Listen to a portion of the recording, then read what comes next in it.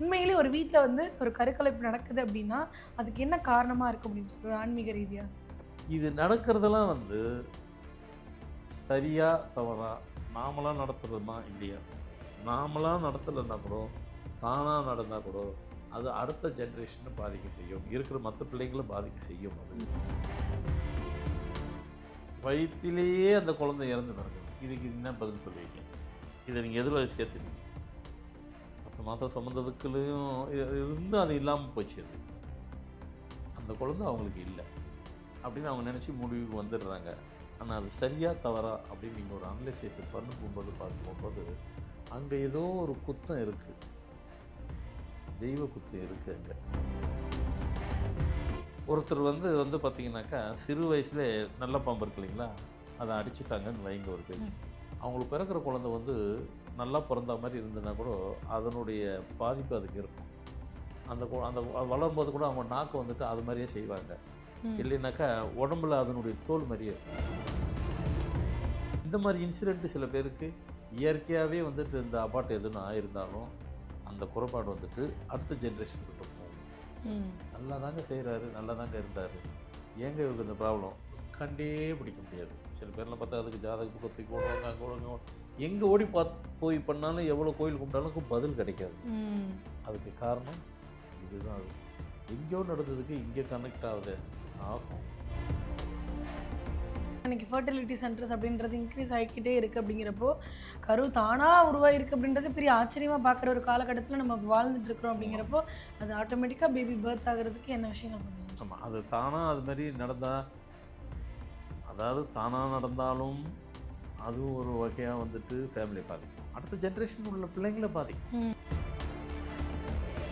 அபார்ட்டுங்கிறது யாரும் பண்ணாதீங்க. நீங்களா பண்ணாதீங்க. சரிங்க சார். சரிங்க ஐயா. நாங்கலாம் பண்ணல. இயற்கையா நடந்துருச்சு அப்படிங்கிறது ஒண்ணு இருக்கு. நீங்க தான் சொல்றீங்க. இயற்கையா நடந்துருச்சுனாக்கா, நாங்க என்ன செய்றது? எங்களுக்கு அது நடக்காம இருக்கிறதுக்கு ஏதாவது தயவு செய்து ஒரு வழிய குடுங்க. அப்படி கேட்கலாம். அப்படி கேட்கலாம் இல்லையா? கண்டிப்பா கேட்கலாம் சார்.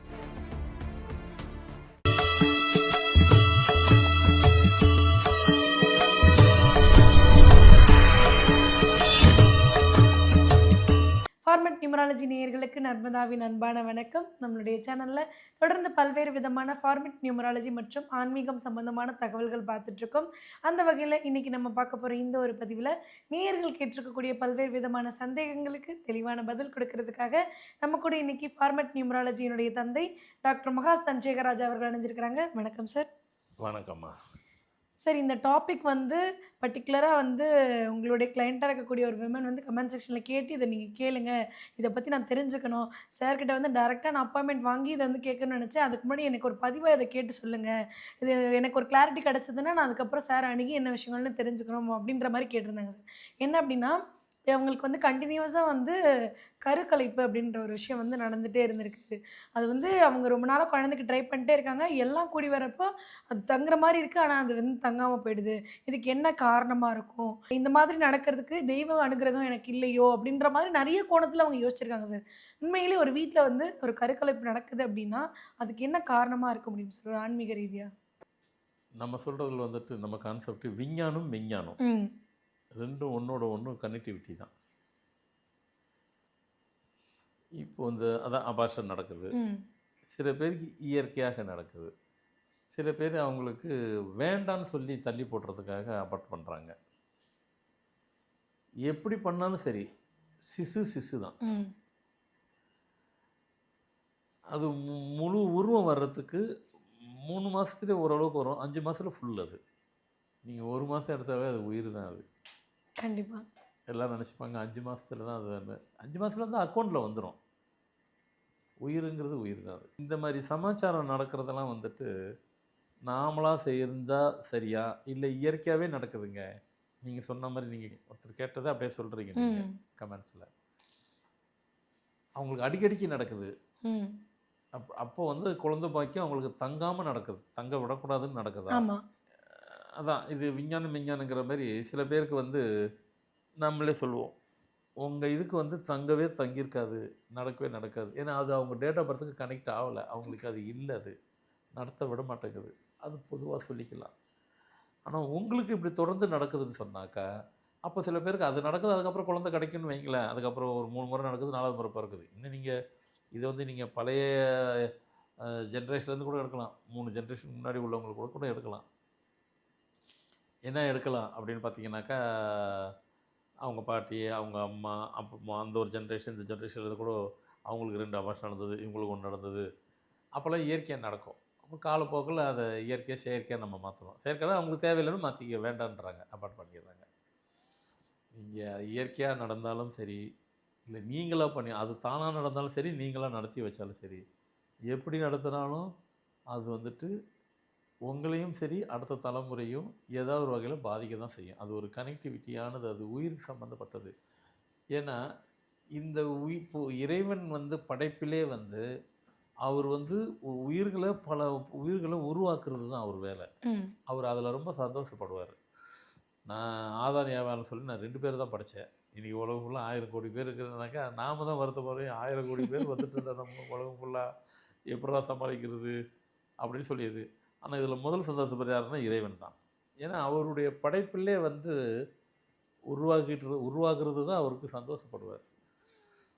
இறைவன் கொடுக்கிறத நாம் தடுக்கக்கூடாது. கண்டிப்பா. இயற்கையாகவே சில பேருக்கு 2 குழந்தை தான் இருக்குது, விட்டுறணும். நாங்கள் ஒன்றுமே பண்ணலைங்க, அதுக்கப்புறம் கிடைக்கலைங்க. அப்போது நீங்கள் உங்கள் வாழ்க்கை வந்துட்டு நீங்கள் தான் வந்து கொடுத்து வச்ச வாழ்க்கை. இதுக்கு பேர் தான் கொடுத்து வச்ச வாழ்க்கை. அது எப்படி சார் எல்லாரும் வந்து பார்க்குறவங்கலாம் குறையா சொல்லுவாங்களே சார் இந்த மாரி இருந்தா? இல்லை, அவங்க அப்பாட்டு எதுவும் அவங்களா பண்ணலை, ம். இயற்கையாகவும் நடக்கலை. ம். அப்போது அவங்க எந்த சிசுவும் இது பண்ணலை. அப்போ அவங்க தான் கொடுத்து வச்சவங்க. ம். அந்த காலத்தெல்லாம் பார்த்தீங்கன்னாக்கா, எங்கள் வீட்டு சைடில் பார்த்தீங்கன்னாக்கா 1/2 டஜன், எங்கள் ஒய்ஃப் சைடில் அவங்க வீட்டு அம்மா சைடில் பார்த்தீங்கன்னா 1 டஜன். இல்லை, அப்போல்லாம் அதில் சாத்தியப்பட்டுச்சு. ம். ஆனால் அதுலேயும் வந்து 1, 2 அபார்ட் இருக்கும். இல்லாமல் இருக்கவே இருக்காது. கண்டிப்பாக இருந்திருக்கும். இது நடக்கிறதெல்லாம் வந்து சரியா தவறா, நாமளா நடத்துகிறோமா இல்லையா? நாமளா நடத்தலைன்னா கூட, தானாக நடந்தால் கூட, அது அடுத்த ஜென்ரேஷனை பாதிக்க செய்யும். இருக்கிற மற்ற பிள்ளைங்களை பாதிக்க செய்யும் அது. ம். ஏன்னா, ஏங்க நாங்கள் ஒன்றுமே பண்ணலைன்னு சொல்கிறோம். அது தானாக நடக்குது. அப்போ கூட நாங்கள் அதுக்கு பொறுப்பா? உங்களை வந்துட்டு அப்போ அது அது எங்கள் குத்தம் இல்லையே, நாங்கள் செய்யல. அது இயற்கை. இயற்கையாக அது நடக்குது நாம் நினச்சா கூட, அதுக்குள்ளே இப்போ இப்படி எடுத்துக்கிட்டால் சரி. அப்போ புரிய வரும். ஏன்னா இது எல்லோரும் கேளுங்க. ஏன்னா இது வந்து ஒவ்வொருத்தருடைய வாழ்க்கையினுடைய முக்கியமான பகுதியில் இந்த பகுதி இப்போ நம்ம பேசுகிறது. என்ன வெறும் லக்கி அதிர்ஷ்டத்தை பற்றி பேசும்போது அதை விட்டுட்டு இப்போ இதை பேசிட்டு இருந்துச்சு ஓடிடாதீங்க. உட்காந்து கேளுங்க. ஏன்னா நம்ம ஒவ்வொருத்தர் வாழ்க்கையிலையும் இது கனெக்டிவிட்டி சம்மந்தப்பட்டது. இப்போ ஒருத்தருக்கு குழந்தை பிறக்குது, வயிற்றிலேயே அந்த குழந்தை இறந்து பிறக்குது. இதுக்கு என்ன பதில் சொல்லுவீங்க? இதை நீங்கள் எதில் சேர்த்துப்பீங்க? அது அவங்களோட மெடிக்கல் கண்டிஷன் ஒன்று, அதுக்கப்புறம் ஏன்னு நம்மளால காரணம் கண்டுபிடிக்க முடியாது. அதுதான். அப்போ அவங்க பிறக்கும் போகும்போது ஆப்ரேட் பண்ணி எடுக்கும் போகும்போது பார்த்தா இல்லைங்க, உள்ளே அது இறந்துருச்சுன்றாங்க. அந்த ஃபேமிலிக்கு வருத்தத்துக்கு அளவே இல்லை. அது இருக்கும். 10 மாதம் சுமந்ததுக்குள்ளேயும் இருந்தும் அது இல்லாமல் போச்சு. அது அந்த குழந்தை அவங்களுக்கு இல்லை அப்படின்னு அவங்க நினச்சி முடிவுக்கு வந்துடுறாங்க. ஆனால் அது சரியா தவறா அப்படின்னு நீங்கள் ஒரு அனலைசேஷன் பண்ணும்போது பார்க்கும்போது அங்கே ஏதோ ஒரு குத்தம் இருக்குது. தெய்வ குத்தம் இருக்குது அங்கே. ஆமாம், தெய்வ குத்தம் இருக்குது. தெய்வம் குத்தம் இல்லாமல் அது நடக்காது. இப்போ வந்து ஒருத்தவங்களுக்கு ஆட்டோமேட்டிக்காக வந்து ஒரு கருக்கலைப்பு நடக்குது அப்படின்னா, அது தெய்வ குத்தம் நீங்கள் சொல்கிறீங்கன்னா, அவங்களுக்கு எப்படி சார் தெரியும் அது தெய்வ குத்தம் பண்ணியிருக்கோம் அப்படின்றது? இல்லை, எல்லாத்தையும் சொல்லலை, இதை தான் சொன்னேன் நான். இதுதான் தெய்வ குத்தம்னு சொன்னேன். பிறக்கும்போதே இறந்து பிறக்குதுன்னா அது தெய்வ குத்தம். அதை ஒன்று நான் பிரிக்கிறேன். என்ன பண்ணால் அந்த தெய்வ குத்தம் நடக்கும் சார்? இப்போ பிறக்கும்போதே குழந்தைங்களை இறந்து பிறக்குது. அதுதான் சொல்ல வரேன். இது தெய்வம் குத்தம். இது இல்லை, அவங்களுக்கு தெரியல. அது இப்போ அதை நான் எடுத்து சொல்கிறேன். இது தெய்வ குத்தம். நீங்கள் கேட்குறது அந்த தெய்வ குத்தம் என்ன, எங்களுக்கு எப்படி தெரியும்? எதனால தெய்வ குத்தம்? அதுதான், ஏன் நடந்துச்சு, எப்படி தெய்வ குத்தம், அது என்னன்னு தெரியாமல் இருந்துச்சு. இப்போ தான் முதல்ல நான் சொல்கிறேன். இது யாருக்கு தெரியாது, இப்போ நான் சொல்கிறேன். அது தெய்வ குத்தம். இந்த தெய்வ குத்தம் கூட இவங்க எதுவும் பண்ணாங்களான்னா அதுவும் தெரியாது. அவங்க பெற்றோராக இருக்கலாம், பெற்றோருக்கு அதுக்கு முன் பெற்றோராக அதுவும் இருக்கலாம்.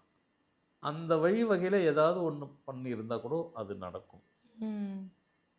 ஏங்க நான் இப்படி சொல்கிறேங்க, இதை எல்லாம் இப்போ நான் சொல்கிறது எல்லாமே நம்புவாங்க. எல்லாரும் அது கண்ணால் பார்த்துருக்குறாங்க. ஒருத்தர் வந்து பார்த்தீங்கன்னாக்கா, சிறு வயசுல நல்ல பாம்பு இருக்கு இல்லைங்களா, அதை அடிச்சுட்டாங்கன்னு வைங்க ஒரு பேச்சுக்கு. ஆக்சுவலாக அதை கூட நான் சொல்லவே கூடாது. சொல்கிறேன் ஒரு இதுக்கு. அவங்களுக்கு பிறக்கிற குழந்தை வந்து நல்லா பிறந்த மாதிரி இருந்ததுன்னா கூட, அதனுடைய பாதிப்பு அதுக்கு இருக்கும். அந்த வளரும்போது கூட அவங்க நாக்கு வந்துட்டு அது மாதிரியே செய்வாங்க. ம். இல்லைனாக்கா உடம்புல அதனுடைய தோல் மாதிரியே இருக்கும். ம். சில பேர் உடம்புல நம்ம பார்த்துருப்போம். அந்த பனி வெடிப்பு மாதிரி கையிலலாம் இருக்கும். அதுக்கு இது ஒரு அதுதான் ரீசனா காரணம். இருக்கும். அது எப்படி கனெக்டிவிட்டி வருது? அதுதான் ம். விஞ்ஞானங்கிறது. அது எப்படி இதில் உள்ளே போய் கனெக்ட் ஆகுது? அதனால் எங்கேயோ உள்ளது ஏதோ நடந்துட்டு இங்கே நமக்கு கனெக்ட் ஆகுதுன்னாக்கா, அப்போ இது மாதிரி தான் ஒன்றுக்கு ஒன்று ஒரு கனெக்டிவிட்டி உள்ளது தான். அப்போது எதுக்கு இதை நான் சொல்ல வந்ததில் என்னன்னாக்கா, நான் முதல்ல சொன்ன மாதிரி ஒரு பேரண்ட்ஸு அவங்களுக்கு ஒரு குழந்தையோ 2 குழந்தையோ இதில் எதுவுமே அபார்ட் ஆகலை. லைஃப்பில் ஒரு 2 குழந்தை பிறந்துச்சு. என்ன தொழில் செய்கிறாங்க, என்ன கெரியர் அதெல்லாம் விட்டுருங்க. அது சின்னதாக பெருசாக அதையும் விட்டுருங்க. இவங்க லைஃப் எப்படி இருக்குன்னாக்கா பிரமாதமாக இருக்கும். இவங்க லைஃப்பில் எந்த வித குறைபாடுகளும் உள்ளே வராது. அதான் குறைச்சி சம்பாதிக்கிறவங்க கூட சம்பாதிக்கிறாங்க, அதுக்குள்ளே போக வேண்டாம். எதுவாக இருந்தாலும் சரி, குறைச்சி சம்பாரிச்சனாலும் மன நிம்மதியோடு இருப்பாங்க. எந்த வித பிரச்சனையும் இல்லாமல் இருப்பாங்க. பிரச்சனையே பெருசாலாம் இவங்களுக்கு வராது இவங்களுக்கு. ஏன்னா இவங்களுக்கு லைஃப்பில் எதுவும் இல்லை. இதை தாண்டி இந்த மாதிரி இன்சிடெண்ட்டு சில பேருக்கு இயற்கையாகவே வந்துட்டு இந்த அபார்ட் எதுன்னு ஆயிருந்தாலும் அந்த குறைபாடு வந்துட்டு அடுத்த ஜென்ரேஷன்கிட்ட போகும். ம். நல்லா தாங்க செய்கிறாரு, நல்லா தாங்க இருந்தார், ஏங்க இவருக்கு இந்த ப்ராப்ளம் கண்டே பிடிக்க முடியாது. சில பேர்லாம் பார்த்தா அதுக்கு ஜாதக புக்கத்துக்கு ஓடுவாங்க, அங்கே ஓடுவாங்க, எங்கே ஓடி போய் பண்ணாலும் எவ்வளோ கோயில் கும்பிட்டாலும் பதில் கிடைக்காது. ம். அதுக்கு காரணம் இதுதான். அது எங்கேயோ நடந்ததுக்கு இங்கே கனெக்ட் ஆகுது ஆகும். ஏன்னா இறைவனுங்கிறது நம்ம நினைக்கிற மாதிரி என்ன இதுக்கு முன்னாடி இவ்வளோ விஷயங்கள் யாரும் சொல்லலையே, நீங்கள் சொல்கிறீங்களே. சொல்கிற என்னமோ சொன்ன மாதிரி ஊதுற சங்க நம்ம ஊதிடுறோம். யார் யார் காதில் கேட்கணும்னு இருந்துச்சுன்னா தான் கேட்பாங்க. இப்போ நான் பேசுறதெல்லாம் உலகம் ஃபுல்லாக 1000 கோடி பேர் கேட்டுச்சுன்னு அர்த்தமா? எங்கள் 1000 கோடியில் எவ்வளோ வெள்ளைக்காரங்க அவனும் கேட்காது. சரி விட்டுருவோம். நம்ம ஆளுங்களுக்கு விஷயம் தெரிஞ்சு எவ்வளோ பேருக்கு போய் கேட்டிருக்கோம் அப்படின்னு நினைக்கிறோமா? அது யாருக்கு கேட்கணுமோ அவங்களுக்கு கேட்கும். என்ன நல்ல இந்த விதிய மாத்திக்கணுன்ற கிரகம் இருக்கிறவங்களுக்கு கேட்க போகுது. அப்போ தான் அது அவங்கள போய் காதில் போய் விழும். அப்போ தான் அவங்க பார்ப்பாங்க. நீங்கள் கேட்ட மாதிரி தெய்வ குத்து நம்ம எப்படி தெரிஞ்சுக்கிறது? தெரிஞ்சுக்கிறது. தெரிஞ்சுக்க முடியாது தான். வாழ்கிறவங்க அவ்வளோ அவங்களே தெரிஞ்சுக்க முடியாது. அதை சொல்கிற இடத்துல நாங்கள் இருக்கிறோம். எங்ககிட்ட கேட்டால் தான் தெரியும். இப்போ சரி, இந்த மாதிரி நம்ம வீட்ல ஒரு இறப்பு நடக்குது, இல்ல ஒரு கருக்கலைப்பு நடக்குது அப்படின்னா, உங்ககிட்ட வந்து அணுகும் பொழுது, அது என்ன விஷயம் அப்படின்றத கண்டுபிடிச்சு, அதுக்கான சொல்யூஷன் நீங்க குடுக்குறீங்களா சார்? என்கிட்ட வரவங்களுக்கு அதுதானே சொல்கிறோமோ, அதுதானே முக்கியம். சரி, இங்கே இது அதுக்கு தான் நான் பொதுவாக சொல்லுவேன். இந்த மாதிரி இடம் வர்றதெல்லாம் வந்துட்டு ஒரு சொல்யூஷனுக்காக கிடைக்கக்கூடிய இடம் அது. நீங்கள் அதை ஃபாலோ பண்ணணும். சரி, முதல்லேருந்து நம்ம வருவோம் திருப்பி. என்ன வருவோம்? இயற்கையாகவே இது மாதிரி அபார்ட் ஆயிடுச்சுன்னா நாங்கள் என்ன பண்ணுறது? ம். நீங்கள் கேட்பீங்க.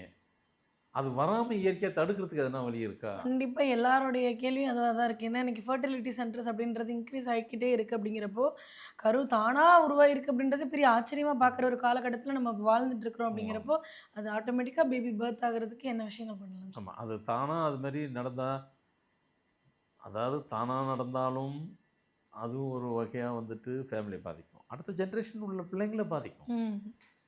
நம்ம பேரண்ட்ஸுக்கு உண்டானது வந்திருக்கு, அது நமக்கு தான் வந்து அது சேரும். ம். அவங்க பேரண்ட்ஸுக்கு உண்டானது அவங்களும் சேர்ந்து அப்படியே தொடர்ச்சியாக இருக்கும். வாழையடி வாழையாக ட்ரெடிஷ்னலாக அது அதனுடைய தொடர்ச்சி இருக்கத்தான் செய்யும். அந்த பாதிப்பு இது இருக்க தான் செய்யும். அதை தான் நான் முதல்ல நடுவில் சொன்னேன். ஒரு ஹஸ்பண்ட் ஒய்ஃபு அவங்களுக்கு வந்துட்டு 2 குழந்தை தான். இந்த மாதிரி இது எல்லாம் அவங்களுக்கு நடக்கவே இல்லை. ஆனால் வந்து பெரிய ஆகலாம் இல்லை, மிடில் கிளாஸாக தான் இருக்கிறாங்க. லைஃப் ஆகனாக்கா அந்த ஃபேமிலி தான் கொடுத்து வச்ச ஃபேமிலி. ஏன்னா எந்த வித குத்தமும் இல்லை, இந்த மாதிரி சமாச்சாரம் நடக்கலை, எந்த பாதிப்பும் இல்லை, முன்னோர்களுடைய பாதிப்பும் இல்லை, இவங்க பர்சனலாகவே இந்த மாதிரி சமாச்சாரம்லாமும் நடக்கலை. அப்போ அதுதான் வந்துட்டு உண்மையிலே வந்துட்டு ஆனந்தமான வாழ்க்கை. அதுதான் எந்த குத்தமும் இல்லாமல், எந்த ஜென்ரேஷன் பாதிப்பு இல்லாமல் அந்த ஜென்ரேஷன் ஃபஸ்ட் கிளாஸாக ட்ராவல் பண்ணோம் அந்த ஃபேமிலி. ஆனால் இப்போ அடுத்து அது மாதிரி நடக்காமல் இருக்கிறதுக்கு என்ன பண்ணுறது அப்படின்னாக்கா, அதை நாம் ஒன்றும் பண்ண முடியாது. ஏன்னா அதெல்லாம் ஒவ்வொருத்தனுடைய பர்த்தே வந்து வரம். ம். நீங்கள் பிறந்தீங்கன்னாக்கா நீங்கள் வாங்கிட்டு வந்த வரம். அந்த வரம் என்ன வாங்குறதுங்கிறது நமக்கு தெரியாது. வாயை திறந்து கேட்டாக்கா எல்லாரும் கேட்போம், உனக்கு என்ன வரம் வேணும்? இப்போ கேட்டால் எல்லாரும் சொல்லிடுவீங்க. எனக்கு அது வேணும் இது வேணும்ன்ட்டு. கேட்டு கொடுக்குற வரம் ஒன்று இருக்குது. இதெல்லாம் கேட்காத கொடுக்குற வரம் என்ன பண்ணுறது? நம்ம யாரும் கேட்கல. இந்த மாதிரி பர்த் எனக்கு வேணும்ன்ட்டு. அதுதான் இறைவன். கேட்டு கொடுக்குறதுக்கு பேருக்கு என்ன தெரியுமா? அதுக்கு பேர் வரம் இல்லை, அது தவம். கேட்காம கொடுக்குறதுக்கு பேர் என்ன தெரியுமா? அதான் வரம். அது தவம், இது வரம். அதனால் நாம் ஒரு சில விஷயத்த தவமாக இருந்து பெற வேண்டிய விஷயத்த வரமாக பெற்றுக்கிறோம். அப்போ அந்த பெறக்கூடியது அது நல்லதோ கெட்டதோ அதை நாம் நம்ம காலத்திலேயே அதை கழிச்சிடணும். நான் அதை தான் சொல்லுவேன். அடுத்த ஜென்ரேஷன்கிட்ட அதை கொடுக்க வேண்டாம், அது தொடர வேண்டாம். ஏன்னா சரியோ தவறோ, பாசிட்டிவோ நெகட்டிவோ எதுவாக இருந்தாலும் உங்கள் ஜென்ரேஷனில் அதை கழிச்சிருங்க. அதுக்கு உண்டான என்ன வழிமுறையோ அதை செஞ்சுக்கிங்க. ஏன்னா அடுத்த ஜென்ரேஷன் அது பாருங்கள், அப்பா அம்மா பேரண்ட்ஸு, அவங்களுக்கும் பேரண்ட்ஸு, அவங்க பண்ணது அப்பா அம்மாவுக்கு பார்த்துட்டு அவங்க பண்ணது திருப்பி நம்ம ஜென்ரேஷனுக்கு தொடருது. இது அடுத்த ஜென்ரேஷனுக்கு போகுது. இது நியாயமே இல்லைங்க. நியாயம் இல்லைன்னா நம்ம பேசக்கூடாது. ஏன்னா அவங்க வச்சுட்டு போன ப்ராப்பர்ட்டிலாம் நமக்கு வேணும்னு வாங்கிக்கிறோம்ல. நியாயமாக அந்த இருக்குது. பாவத்தையும் கர்மாவையும் நம்ம தான் வாங்கிக்கணுமா சார்? அப்போ அது நியாயமே இல்லைன்னு நம்ம என்றைக்குன்னா சொல்லியிருக்கிறோமா? எங்கள் தாத்தா தான் சொத்து, என் போட்ட சொத்து எனக்கு தானேன்னு சொல்லிட்டு அப்போ நியாயமாக தானே கேட்குறோம். அது என்றைக்கு நியாயம் ஆயிடுச்சோ அது கூட நீங்கள் வேணான்னு ஒதுக்குனா கூட விட்டுறலாம். எனக்கு அதெல்லாம் வேண்டாங்க அப்படி கூட விட்டுறலாம். ஆனால் இதை நீங்கள் வேணான்னா கூட இது தொடர்ந்துடும். என்னுடைய ஆதங்கம் என்ன, இப்படி இருக்கிறத இதுக்கு என்ன சொல்யூஷன்? இது தொடராமல் இருக்கிறதுக்கு என்ன வழி அப்படிங்கிறது தான். பழசெல்லாம் நம்ம விட்டுருவோம். பழசை போய் நம்ம ஒன்றுமே பண்ண முடியாது. அதனுடைய தொடர்ச்சி எதுக்கெல்லாம் யாருக்கெல்லாம் கனெக்டிவிட்டி இருக்கோ அதை விட்டுருங்க. இப்போ நம்ம பார்த்ததுக்கப்புறம் அபார்ட்டுங்கிறது யாரும் பண்ணாதீங்க, நீங்களாக பண்ணாதீங்க. சரிங்க சார், சரிங்க ஐயா, நாங்களாம் பண்ணல. இயற்கையாக நடந்துருச்சு அப்படிங்கிறது ஒன்று இருக்குது. நீங்கள் தான் சொல்கிறீங்க இயற்கையாக நடந்துருச்சுனாக்கா நாங்கள் என்ன செய்கிறது? எங்களுக்கு அதை நடக்காமல் இருக்கிறதுக்கு ஏதாவது தயவு செய்து ஒரு வழியை கொடுங்க. அப்படி கேட்கலாம். அப்படி கேட்கலாம் இல்லையா? கண்டிப்பாக கேட்கலாம் சார். நாங்களாம் பண்ணலை, இனிமேல் நாங்கள் பண்ணலை. ஏன்னா எங்களுக்கு அது பல பாதிப்பை கொடுக்கும். ஏன்னா சிஸ்ஸுங்கிறது என்னன்னு சொல்கிறதுன்னு தெரியல. அதை டச் பண்ணி நிறைய பேசலை, நான் மேலோட்டமாகவே பேசிட்டு போகிறேன். பர்சனல் ரூம்குள்ளே வந்து அதை பற்றி நிறைய சொல்கிறேன். அது மாதிரி உள்ளவங்களுக்கு நான் விஷயத்தை சொல்கிறேன். இதை நான் சொல்லக்கூடாதுன்னு நான் சொல்லலை, ஆனால் எல்லாத்துக்கும் எல்லாம் புரியும். அப்படின்னாக்கா இயற்கையாகவே நடக்கூடாது அப்படின்னு நீங்கள் யாரெல்லாம் ஃபீல் பண்ணுறீங்களோ, நீங்கள் யாரெல்லாம் சொல்லாதீங்க. கண்டிப்பாக எல்லாருக்குமே அந்த ஃபீல் இருக்கும் சார். இயற்கையாகவே எனக்கு வந்து என் குழந்தை எல்லாரும் ஹெல்த்தியாக தான் பிறக்கணுன்றது அப்படின்னு தான். நீங்கள் சொல்லுவீங்க. உங்கள் மைண்ட் வாய்ஸ் எனக்கு கேட்குது. அதனால் உங்கள் சார்பில் நானே கேள்வி கேட்டு நானே பதில் சொல்லிடுறேன். என் வாரத்தில் 2 நாள் வச்சுக்கிறேங்க, இல்லை மாதத்தில் குறைஞ்சபட்சம் ஒரு 5 டேஸுக்கு கம்மி இல்லாமல், இல்லைன்னா 10 டேஸுக்கு கம்மி இல்லாமல் பானகரம்னு சொல்லுவாங்க. பானகரங்கிறது எல்லாத்துக்கும் தெரியும், இல்லைனாலும் நான் சொல்கிறேன் தெரியாதவங்களுக்கு. ஒரு லெமனு, அது ஃபுல்லாக கூட வேண்டாம், அதில் ஒரு கால்வாசி, அந்த லெமனை பாதி கூட வேண்டாம், கால்வாசி எடுத்துக்கோங்க. ஒரு கிளாஸ் தண்ணீர், இந்த லெமன் அதில் புழிஞ்சு விட்டுருங்க. நாட்டு சர்க்கரை தான் போடணும், சர்க்கரை போடக்கூடாது. ஏலக்காவை அதுக்குள்ளே போடணும். குங்குமப்பூவை லேசாக 2 அதுக்குள்ளே போட்டுருங்க. சும்மா குங்குமப்பூ லேசாக.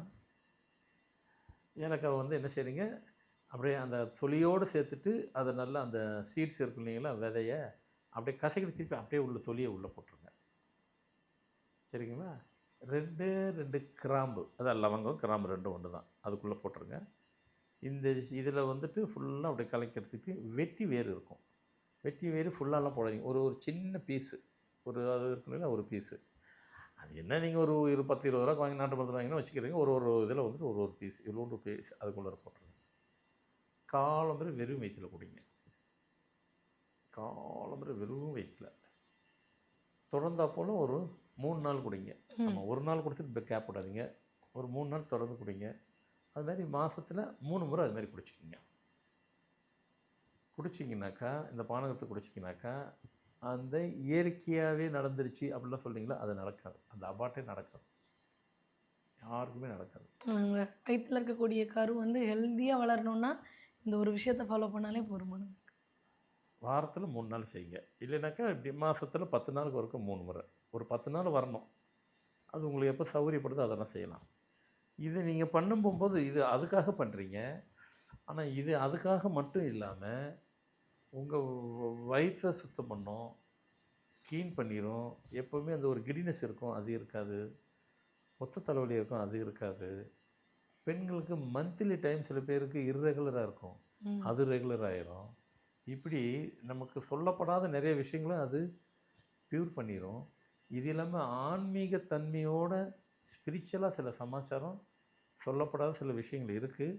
அதெல்லாம் கூட உங்களுக்கு வந்துட்டு உடல் ரீதியாக வந்து சரி பண்ணி கொடுத்துரும். ஸோ நிச்சயமாக உங்கள் ஜென்ரேஷனில் நீங்கள் ஸ்டார்ட் பண்ணிடுங்க. உங்களது தொடர் ஏன்னா உங்கள் ஜென்ரேஷனை சரி பண்ணால் தான் அடுத்த ஜென்ரேஷனுக்கு ஸ்விட்ச் ஓவர் ஆகாது, கனெக்ட் ஆகாது. ஸோ கண்டிப்பாக இதை எல்லோரும் செய்யணும். இந்த ப்ரோக்ராம் முழுசாக உட்காந்து பாருங்கள். கேப் விட்டு பார்க்காதீங்க. கொஞ்சம் பார்த்துட்டு வேறு வேலையை பார்த்துட்டு திருப்பி பார்த்தீங்கன்னா என்ன சொல்ல வந்தது போயிடும். ஏன்னா நம்ம வாழ்க்கையில் ஒவ்வொருத்தருக்கும் தெரிய வேண்டிய சமாச்சாரம். கண்டிப்பாக எல்லாம் நல்லா உட்காந்து பார்த்துட்டு ஃபாலோ பண்ணுவீங்க நம்புகிறேன். வணக்கம். வணக்கம்.